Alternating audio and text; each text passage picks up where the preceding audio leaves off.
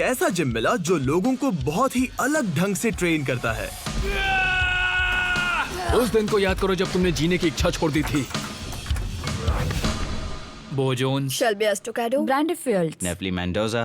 Ryan chain.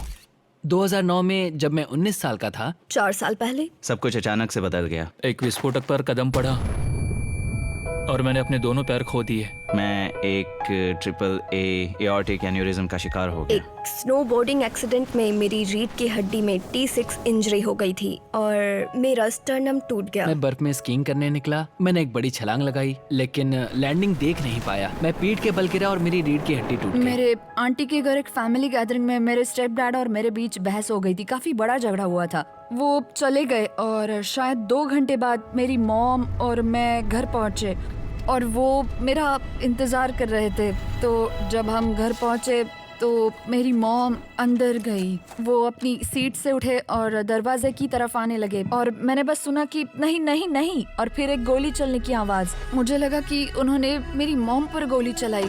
जैसे ही मैंने दरवाजा खोला उन्होंने बिना किसी हिचकिचाहट के मुझ पर 3 बार गोली चलाई। गोली लगते ही मैं पैरालाइज हो गई और उसके बाद का मुझे कुछ याद नहीं। मैं सिर्फ उस विनाशकारी भावना की कल्पना कर सकता हूँ जब उन्हें एहसास हुआ होगा कि इसका उनकी जिंदगियों पर कितना बड़ा असर पड़ेगा। मैं जिस मानसिकता में था ये बहुत ही मुश्किल है। ये बहुत ही मुश्किल था। एक 20 साल के आर्मी सोल्जर होने से सीधे एक ऐसी स्थिति में होना जहां मैं खुद को खाना भी नहीं खिला सकता। मेरा माइंडसेट बहुत नेगेटिव था। मुझे नफरत हो गई थी अपनी हालत से, जैसा मैं दिखता था उससे। मैं रो रहा था और उस दर्द से जूझ रहा था जिसे उस दुर्घटना की वजह से मुझे झेलना पड़ा। मैं खुद से ये पूछ रहा था कि क्या मैं ये जिंदगी जीना चाहता हूँ?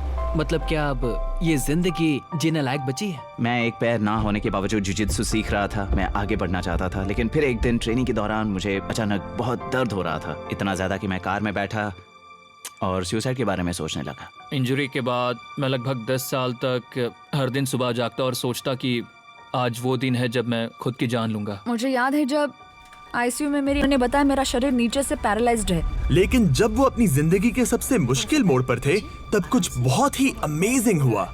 उन्होंने हार ना मानने का फैसला लिया, बल्कि उन्होंने खुद से कहा कि वो और ज्यादा जोश के साथ इन चुनौतियों का सामना करेंगे और जीतेंगे। मैंने तुरंत उनसे कहा कि मैं चलूंगी और 6 दिन बाद मैंने अपने दाहिने पैर के अंगूठे को हिलाना शुरू कर दिया। और मुझे याद है मैंने 11 जुलाई को अपना पहला कदम उठाया था। मुझे सहारे की जरूरत पड़ी, लेकिन वो मेरे पहले कदम थे। अगर मैं वक्त में पीछे जाकर अपने आप को ये बताता कि मैं ठीक हो जाऊंगा तो मुझे खुद पर यकीन नहीं होता, और खासकर इस बात पर कि मैं एक दिन प्लेन उड़ा सकूंगा और अपने सबसे अच्छे दोस्त के साथ एक कंपनी शुरू करके अपने मॉम डैड को प्राउड फील कराऊंगा। मैंने अपने आसपास ऐसे लोगों को रखना शुरू किया जो मुझ में वो देखते थे जो मैं खुद अपने आप में नहीं देख सका। मैं कभी इतना निराश